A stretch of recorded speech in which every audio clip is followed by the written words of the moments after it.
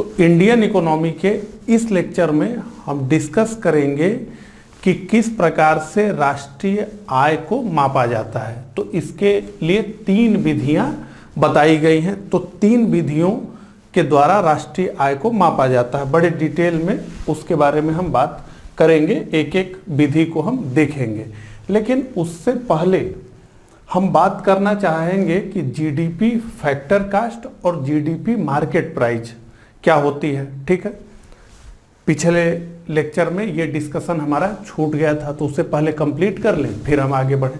तो देखिए, हम जीडीपी फैक्टर कास्ट और जीडीपी मार्केट प्राइस समझें उससे पहले हम ये समझना चाहेंगे कि फैक्टर कास्ट क्या होता है और मार्केट प्राइस क्या होता है। ठीक है, तो यहाँ पर एक परिभाषा लिखी है, इसको पढ़ने के साथ ही हम शुरू करेंगे। तो किसी वस्तु या सेवा के उत्पादन में प्रयुक्त उत्पादन कारकों भूमि, श्रम, पूंजी, मशीन, उद्यमिता के संपूर्ण मौद्रिक मूल्य को फैक्टर कास्ट कहा जाता है। तो किसी भी चीज को प्रोड्यूस करने के लिए क्या क्या रिक्वायरमेंट है, तो भूमि की रिक्वायरमेंट है, तो भूमि के लिए क्या करना होगा, लैंड के लिए क्या करना होगा, रेंट देना होगा। श्रम की रिक्वायरमेंट है, लेबर की रिक्वायरमेंट है, लेबर को क्या देना होगा, सैलरी और वेजेस देना होगा। पूंजी लगेगी और ये जो पूंजी लगेगी, ये जो कैपिटल लगेगा, इसके लिए क्या देना होगा, इंटरेस्ट देना होगा। ठीक है, और उद्यमिता लगेगी, एंटरप्रेन्योरशिप लगेगी, तो इसके लिए क्या होगा, ये लाभ लेगा। तो कहने का मतलब ये है कि कोई भी वस्तु जो उसका कुल लागत है, उसे बनाने में जितना भी लागत लगा, उसे हम क्या कहते हैं, फैक्टर कास्ट कहते हैं। जैसे आप बाजार में जाते हैं और 32,000 रुपए में एक लैपटॉप आप परचेस करते हैं। ठीक है, ये 32,000 रुपए में आपने लैपटॉप परचेस कर लिया। अब इसमें आप देखते हैं, एक मानने के लिए, ठीक है, एग्जैक्ट नहीं है, आप देखते ये हैं कि आपको जब बिल मिला, जो आपने परचेस किया उसका जब आपको बिल मिला, तो उसमें लिखा रहता है कि 28,000 रुपए तो लैपटॉप का प्राइस है, और फिर उसके नीचे लिखा रहेगा 4,000 रुपए, और ये 4,000 रुपए लिखा रहेगा कि ये आपका जो है जीएसटी है, यानी टैक्स है, और इन दोनों को जोड़ करके आपको 32,000 रुपए देना है। तो ये जो 28,000 है, ये क्या है, ये फैक्टर कास्ट है। मतलब उत्पादन की जो लागत आई, उसमें जो उद्यमी है उसका लाभ जुड़ा है, जो दुकानदार है सबका लाभ जुड़ा है। उसके बाद आपके हाथ में जब ये आ रहा है, मतलब पूरा लागत जोड़ करके, तो 28,000 रुपए में आ रहा है। लेकिन बीच में क्या हो जा रहा है कि बीच में सरकार आ जा रही है, और सरकार कह रही है कि हमें इस पर टैक्स चाहिए। तो ये एक्चुअल उत्पादन तो नहीं है, बाहर से ये टैक्स थोपा गया है इस पे, तो ये 32,000 रुपए का हो जाता है। ठीक है, तो यहां पर ये है कि ये जो 32,000 का फिगर देख रहे हैं, ये क्या है, 32,000 का जो फिगर है, ये है मार्केट प्राइस, यानी जिस मूल्य पर आपको बाजार में वस्तु और सेवा मिलती है, वो मार्केट प्राइस है। तो आप जो भी खरीद के अपने घर लाते हैं, वो मार्केट प्राइस है। लेकिन अगर टैक्स को आप हटा दें, जो उस पर टैक्स लगा है, अगर उसे एक किनारे कर दें, तो वो फैक्टर कास्ट है। यानी इस केस में हम देखें तो 28,000 रुपए फैक्टर कास्ट है, लेकिन ये जो 32,000 है, ये मार्केट प्राइस है, क्योंकि इसमें जो है सरकार ने टैक्स ऐड कर दिया है। 4,000 रुपए सरकार ने टैक्स इस पे ले लिया है। तो अगर बहुत साधारण तरीके से समझना हो और दिमाग में इस चीज को हमेशा के लिए बैठा लेना हो, तो बस हम ये कहेंगे कि फैक्टर कास्ट वो है जिस पर सरकार का हस्तक्षेप नहीं है, यानी गवर्नमेंट का कोई रोल उसमें नहीं है, गवर्नमेंट का कोई इंटरवेंशन उसमें नहीं है। तो फैक्टर कास्ट यानी अभी सरकार आई नहीं है, यानी सरकार का कोई हस्तक्षेप नहीं है। और जहां मार्केट प्राइस की बात आई, वहां सरकार का हस्तक्षेप आ गया टैक्स के रूप में। अब सरकारी जो हस्तक्षेप होता है वो 2 तरीके से होता है। सरकार केवल टैक्स ही नहीं लगाती, बल्कि सरकार सब्सिडी भी देती है। तो बहुत सारे सेक्टर्स हैं जिसमें सरकार सब्सिडी देती है। अगर हम किसानों की ही बात करें तो फर्टिलाइजर्स किसानों को सब्सिडाइज रेट पर दिया जाता है। सब्सिडी यानी अनुवृत्तियां यानी उपादान जिसे हम हिंदी में कहते हैं। तो सब्सिडाइज रेट पर फर्टिलाइजर उर्वरक किसानों को दिया जाता है। 2000 रुपए एक्चुअल प्राइस है, लेकिन किसानों को कितने में उपलब्ध है? 1000 रुपए में।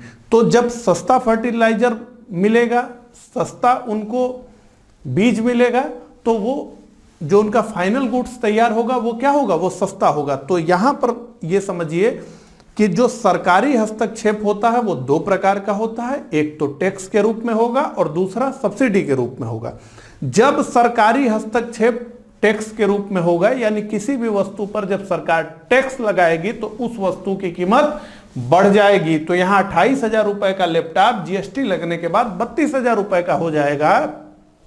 लेकिन जब किसी वस्तु के लिए, सेवा के लिए सरकार सब्सिडी देगी तो उसका मूल्य क्या होगा? घट जाएगा। अब ये दोनों चीजें क्या हैं? सरकारी हस्तक्षेप है। चाहे सरकार टैक्स लगाए तब भी, और जब सरकार सब्सिडी लगाए तब भी। टैक्स लगाएगी तो मूल्य बढ़ेगा, और जब सब्सिडी देगी तो मूल्य घटेगा। तो हमें यह समझ में आ गया कि फैक्टर कास्ट तो वो मूल लागत है कि जिस पर कि कोई भी प्रोडक्ट बन करके आता है, ठीक है। और उसमें क्या क्या है? तो भूमि है, इसका रेंट है, श्रम है, इसके लिए सैलरी वेजेस देना है, पूंजी है, इसमें इंटरेस्ट देना है, उद्यमी जिसने इन सारे लोगों को जुटा करके अपना काम शुरू किया है उसे लाभ चाहिए। तो ये है, ये पूरा मामला हमें समझ में आ गया। तो अब हम समझना चाहते हैं कि जीडीपी एमपी का फार्मूला क्या है। अब ये आपसे पूछा जाएगा। तो अगर जीडीपी एमपी हमें निकालना है तो पहले तो जीडीपी एफसी, ठीक है, और जीडीपी एफसी में हम क्या करेंगे? इनडायरेक्ट टैक्सेस को जोड़ देंगे। और जैसे ही इनडायरेक्ट टैक्सेस को जोड़ देंगे, ये जीएसटी क्या है? ये अप्रत्यक्ष कर है। तो जैसे ही इनडायरेक्ट टैक्सेस को जोड़ देंगे, यानी इस 28,000 में जैसे ही हम 4,000 रुपए जोड़ देंगे, हमें क्या मिल जाएगा? GDP market price. तो 28,000 में 4,000 हमने जोड़ा और ये जीडीपी मार्केट प्राइस हो गया। लेकिन अब इसमें मामला सब्सिडीज का भी है, क्योंकि सब्सिडी क्या करती है? ये मूल्य को घटा देती है। तो जीडीपी एफसी में से सब्सिडी को निकालना पड़ेगा, यानी इसे घटाना पड़ेगा। जीडीपी एमपी निकालने के लिए जीडीपी एफसी में इनडायरेक्ट टैक्स को जोड़ना होगा, और अगर कोई प्रोडक्ट है सब्सिडाइज तो सब्सिडीज को घटाना होगा, तब एक्चुअल मार्केट प्राइस आ जाएगा। ये पूरी कहानी GDP factor cost, GDP market price की है। तो मुझे कमेंट करके जरूर बताइएगा कि आपको समझाने के अपने प्रयास में मैं कितना सफल हो पाया, आपको समझ में आया या नहीं। और अगर कोई आपका प्रश्न हो तो वो भी हमें कमेंट करके बताइएगा। अब एक टर्म आप लोग बहुत बार सुनते होंगे, जीडीपी पीपीपी, यानी परचेसिंग पावर पैरिटी, यानी क्रय शक्ति समतुल्यता। और ऐसे में हम सुनते होंगे कि भारत जीडीपी पीपीपी पर दुनिया की तीसरी सबसे बड़ी अर्थव्यवस्था बन गया है। तो मन में आता है कि ये जीडीपी पीपीपी क्या है, इसको हम ठीक प्रकार से समझना चाहते हैं। और ये हमेशा चर्चा में रहा है, जीडीपी पीपीपी। तो पीपीपी का मतलब है परचेसिंग पावर पैरिटी, यानी क्रय शक्ति समतुल्यता। यानी ये देखा जाता है कि कीमतें पूरी दुनिया में अलग अलग हैं, ठीक है। और ऐसे में हमें ये एग्जैक्ट नहीं पता चल पाता है कि $1 की वैल्यू अलग अलग देशों में कितनी है। तो $1 को आधार बनाया जाता है, ठीक है। $1 को क्या बनाया जाता है? आधार बनाया जाता है। और यह पता किया जाता है कि $1 पूरी दुनिया में क्या क्या खरीद सकता है। तो अगर $1 की बात करें तो अमेरिका में हो सकता है कि $1 एक कॉफी भी ना खरीद पाए, एक कप कॉफी भी ना खरीद पाए। और अगर भारत की बात करें और केवल मतलब पेट भरने की बात करें तो एक टाइम का भोजन और एक कप चाय भी पी सकता है कोई व्यक्ति। और अगर काफी ही खरीदनी हो तो इन जनरल 3-4 मिल जाएंगे। तो कहने का मतलब यह है कि भारत में $1 अधिक वस्तुओं को खरीद सकता है अमेरिका में $1 के मुकाबले। अमेरिका के अंदर $1 की वैल्यू उतनी नहीं है जितना भारत के अंदर $1 की वैल्यू है। मेरी बात को ध्यान से समझते हुए चलिए, अब इसी को एक एग्जाम्पल में लेते हैं।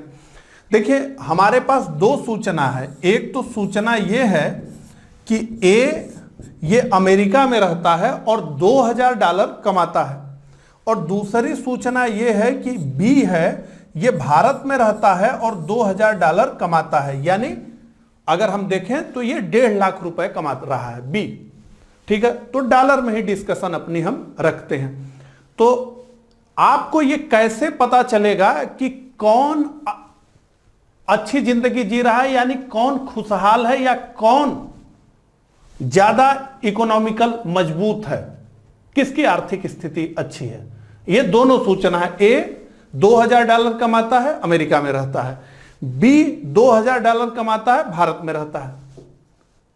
तो ये कैसे पता चलेगा? तो ये इस प्रकार से है कि अगर अमेरिका में औसत 2 BHK फ्लैट का रेंट आप देखेंगे तो $1000 है। $1000 है। हाउस होल्ड केवल खाना पीना इन सब चीजों की बात करिए तो $500 महीने बड़े आराम से इसमें $500 खत्म हो जाते हैं।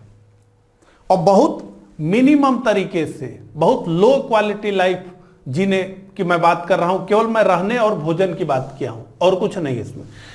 और यह सूचना आपके पास हो गई। अब दूसरी सूचना आपके पास यह है कि भारत में $200 में 2 BHK का फ्लैट मिल जाएगा। भारत में अगर कोई $200 खर्च करे तो ग्रासरी के सारे आइटम्स आ जाएंगे। ठीक है, तो इसका मतलब यह है कि भारत में जो डॉलर का वैल्यू है वो अधिक है। वहां $1000 खर्च करने पर मिलेगा 2 BHK फ्लैट, और यहां पर केवल $200 में ही हमें 2 BHK का फ्लैट रेंट पर मिल जाएगा। तो इसका मतलब यह है कि ये जो बी है इसका $2000 बहुत अधिक है। ये बहुत सारी चीजें $2000 में कर लेगा और ये किसी प्रकार से सरवाइव कर पाएंगे ए अमेरिका में। ठीक है, तो ये हमें पता चल गया। तो अब हमको अगर ये फिगर पता चले, कोई ये बताए कि ए $2000 कमाता है, अमेरिका में रहता है, और बी $2000 कमाता है, भारत में रहता है, तो हम तुरंत कह देंगे कि ए की तो हालत बहुत खराब है बेचारा, और बी है ये बादशाह की तरह भारत में रह रहा है, 1.5 लाख रुपए महीना कमा रहा है। कम तो है नहीं भारत के हिसाब से, ठीक ना? तो इसीलिए हमें जब हम जीडीपी का डिस्कशन करते हैं तो हमारे सामने यही समस्या आ जाती है कि भैया ये इतना, चाइना का इतना, अमेरिका का इतना, इंडिया का इतना, तो हमें पता ही नहीं चलता है। और इसलिए हमें एडजस्ट करना पड़ता है कि हमारे देश में क्या वैल्यू है, और जब वो हम एडजस्ट करते हैं तो हम देखते हैं कि भारत की जीडीपी दुनिया में 3रे नंबर पे चली जाती है और चाइना की जीडीपी दुनिया में पहले नंबर पे चली जाती है। तो भारत की जो जीडीपी है वो 3 गुने मजबूत हो जाती है पीपीपी पर। तो ये पूरा पीपीपी का डिस्कशन था।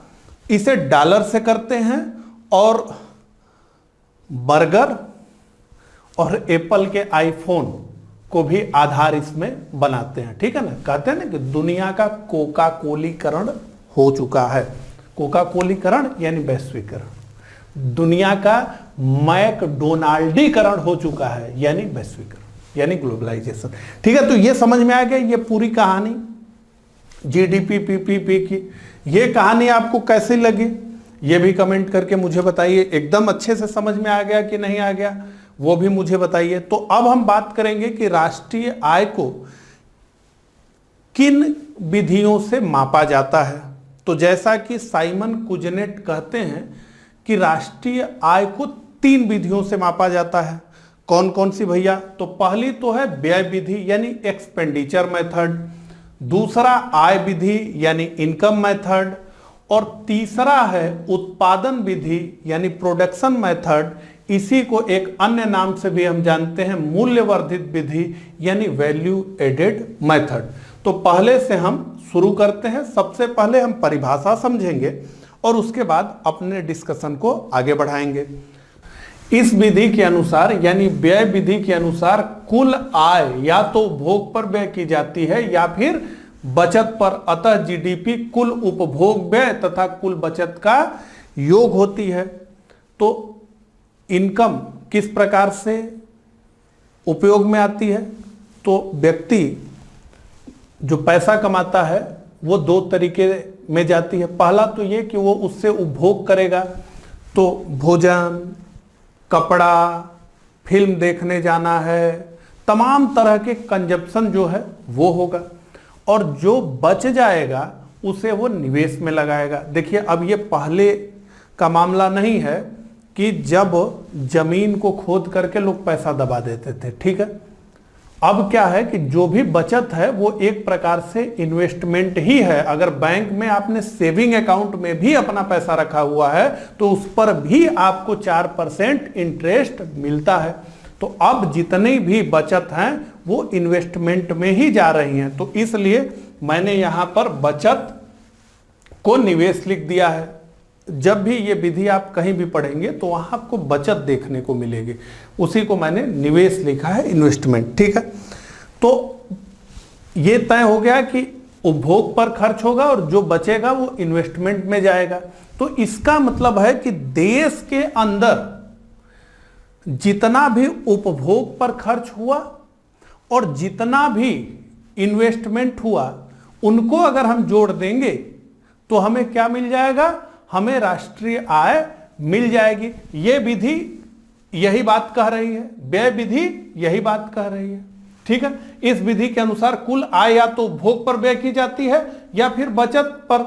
अतः जीडीपी कुल उपभोग व्यय तथा कुल बचत का योग होती है, यही बताया जा रहा है। तो अब जो है इसको थोड़ा सा समझते हैं। तो अब एक इक्वेशन यहां पर लिखा हुआ है, उसको देख लीजिए। तो जीडीपी बराबर सी यानी कंजप्शन यानी निजी उपभोग की यहां पर बात हो रही है, क्योंकि हम गवर्नमेंट को अलग करते हैं। इसमें जो गवर्नमेंट के द्वारा एक्सपेंडिचर किया जाता है उसे हम अलग कर देते हैं। गवर्नमेंट एक बड़ी एंटिटी है, ठीक है। तो हम केवल निजी उपभोग की बात कर रहे हैं, प्राइवेट कंजप्शन की बात कर रहे हैं, ठीक है। तो निजी उपभोग सी, ठीक है। और उसके बाद आई इन्वेस्टमेंट यानी निवेश। तो निजी उपभोग में है क्या कि किसी भी वस्तु और सेवा की पहली खरीद, इस पे हम अभी आते हैं। निवेश में क्या है? तो शेयर में पैसा लगाया जा सकता है, बैंक में पैसा लगाया जा सकता है, मकान आदि को खरीदने में यह निवेश किया जा सकता है। सरकारी व्यय को हम अलग रखते हैं। सरकार बहुत अधिक व्यय करती है ना, एक बड़ी एंटिटी है गवर्नमेंट। तो अब जैसे कर्मचारियों को वेतन देना है, भत्ता देना है, खरीदारी करना है और ऐसे तमाम खर्च हैं सरकार के, ठीक है। तो इसको जोड़ लीजिए। तो पहले निजी उपभोग को जोड़िए, फिर जितना इन्वेस्टमेंट हुआ है उसको जोड़ लीजिए, फिर सरकार ने जितना इन्वेस्टमेंट किया है उसको जोड़ लीजिए, और फिर जो निर्यात देश ने किया है उसको जोड़िए, क्योंकि निर्यात का प्रयोग देश के अंदर तो हुआ नहीं, प्रोड्यूस हुआ गुड्स सर्विस और हम उसे सीधे एक्सपोर्ट कर दिए, तो वो तो हमारे द्वारा ही बनाया गया है, तो उसको जो है जोड़ लीजिए। लेकिन आयात को घटा दीजिए, इंपोर्ट को घटा दीजिए। क्यों इंपोर्ट को घटा दीजिए? तो जो भी कुछ आप इंपोर्ट करते हैं वो वही चीजें हैं जो आपके देश में नहीं होती हैं। जो चीज आपके देश में होगी उसे आप इंपोर्ट नहीं करेंगे, तो इंपोर्ट को आपको घटाना होगा, इंपोर्ट को आपको घटाना होगा, ठीक है। तो C प्लस आई प्लस जी प्लस एक्स माइनस एम, ये आपका फार्मूला तैयार होता है, ठीक है। एक एक बात समझ में आ गई। निजी उपभोग को जोड़ दीजिए, निवेश को जोड़ दीजिए, सरकारी व्यय को जोड़ दीजिए, निर्यात को जोड़ दीजिए और आयात को घटा दीजिए, ठीक है। अब यहां पर एक बात आपको ध्यान से समझनी है, वो कि यहां पे लिखा है किसी भी वस्तु और सेवा की पहली खरीद। किसी भी वस्तु और सेवा की पहली खरीद। तो एक एग्जाम्पल हम ये लेते हैं कि आपके पास एक कार है,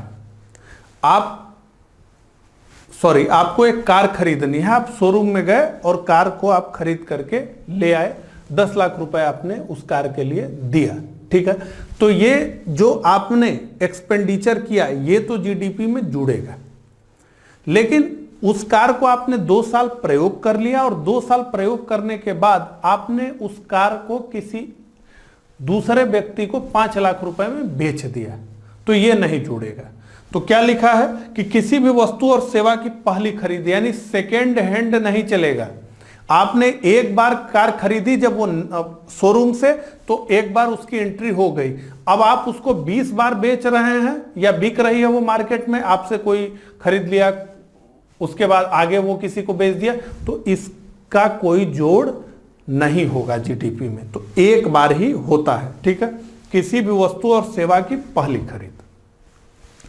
लेकिन अब इसमें एक बात है कि आपने 10 लाख रुपए की कार खरीदी थी, 2 साल बाद आप चाहते हैं कि इसको मैं बेच दूं, लेकिन आपसे वो बिक नहीं रही है। तो आप एक ब्रोकर के पास गए और उससे आपने कहा कि देखो मुझे ये कार बेचनी है और इसको तुम बिकवा दो। तो उसने कहा कि ठीक है, हम बिकवाने के लिए तो बिकवा देंगे, लेकिन भैया हमें इसके लिए कमीशन चाहिए। आपकी कार मैं बिकवाऊंगा तो मुझे 10,000 रुपये चाहिए।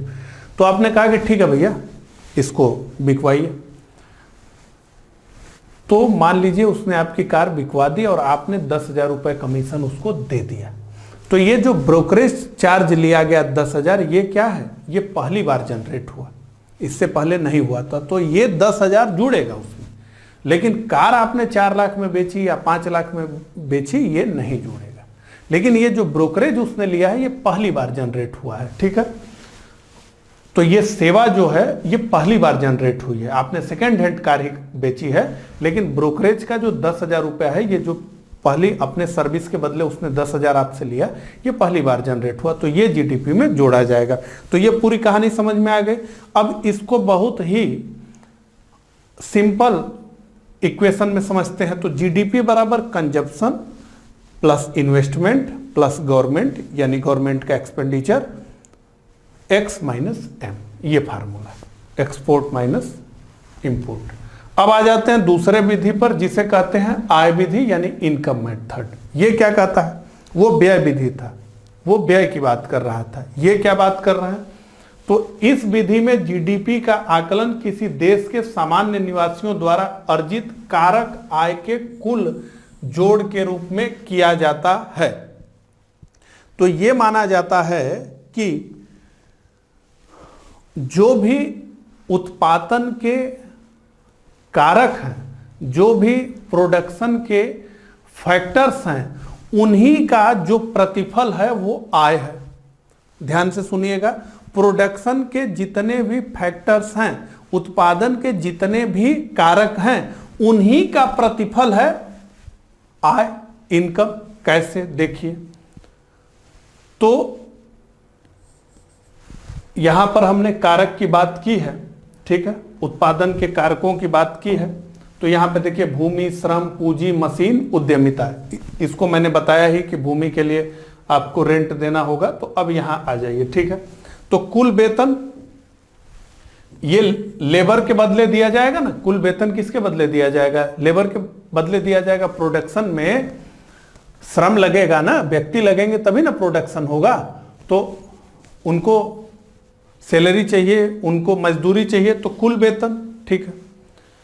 कुल लाभ, तो जो उद्यमी कोई भी उद्यम शुरू करता है वो लाभ के लिए ही शुरू करता है, तो उसका लाभ।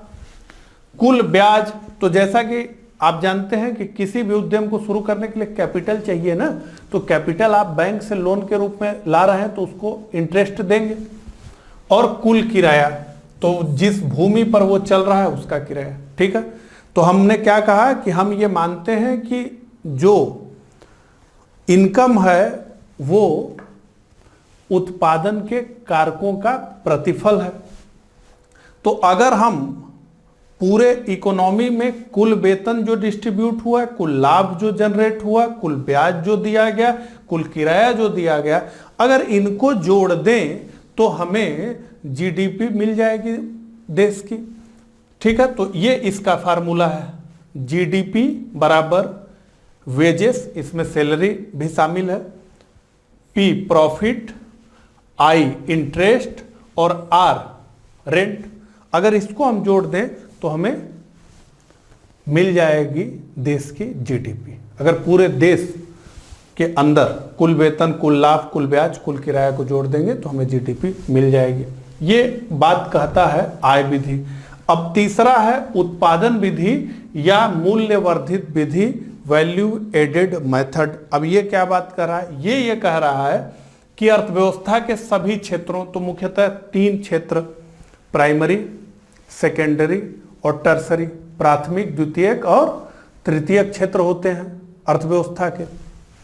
अब लोग चौथा, पांचवा क्षेत्र भी बना रहे हैं, लेकिन मुख्यतः ये 3 होते हैं। ठीक है, तो पहला प्राथमिक, कृषि और संबद्ध क्षेत्र उससे जुड़े हुए हैं, एग्रीकल्चर और अलाइड सेक्टर, और आपके सेकंड विनिर्माण और थर्ड सेवा वगैरह। ठीक है, तो इन तीनों क्षेत्रों के सकल मूल्य वर्धित यानी जीबीए का कुल योग जीडीपी हो जाएगी, ये इसमें कहा जा रहा है। इसमें हमें समझने वाली बात यह है कि ये मूल्य वर्धित यानी जीबीए क्या होता है। तो हम फिर से पिछले लेक्चर वाले उदाहरण को लेंगे। तो यहां समझिए, एक किसान है, इसने कपास उगाया और एक धागा कंपनी को इसने बेच दिया 1000 रुपए में। कपास से धागा बना करके धागा कंपनी ने कपड़ा कंपनी को बेच दिया 2000 रुपए में। धागा से कपड़ा बनाकर कपड़ा कंपनी ने उपभोक्ता को बेच दिया 3000 रुपए में। तो अब हम ये जानना चाहते हैं कि कुल जीडीपी कितनी बनी। ठीक है, तो क्या ये 1000 प्लस 2000 प्लस 3000 6000 हुआ? तो इसका उत्तर है नहीं। हमें केवल और केवल जोड़ना है वैल्यू एडिशन, इसीलिए वैल्यू एडेड मेथड लिखा है। हमें केवल जोड़ना है वैल्यू एडिशन। तो 1000 रुपए का था और इस कपास से उसने धागा बना दिया, उसकी वैल्यू को ऐड किया, तो यहां पर कितना बढ़ा? 1000 रुपए बढ़ गया। और फिर उस धागे से कपड़ा कंपनी ने कपड़ा बना दिया, तो यहां पर वैल्यूएशन कितना हो गया? 1000। ठीक है, और सॉरी ये 100 भी लिखा है, 1000। तो और ये 1000 उसका मूल्य, शुरुआती मूल्य। तो ये क्या होगा? 1000 1000 1000 3000। तो ये वैल्यू एडेड मेथड की बात है। ठीक है, तो ये सारी बातें इस लेक्चर में हमने की। मुझे कमेंट करके जरूर बताइएगा कि आप कितना समझ पाए, मेरा प्रयास आपको कैसा लगा। नमस्कार।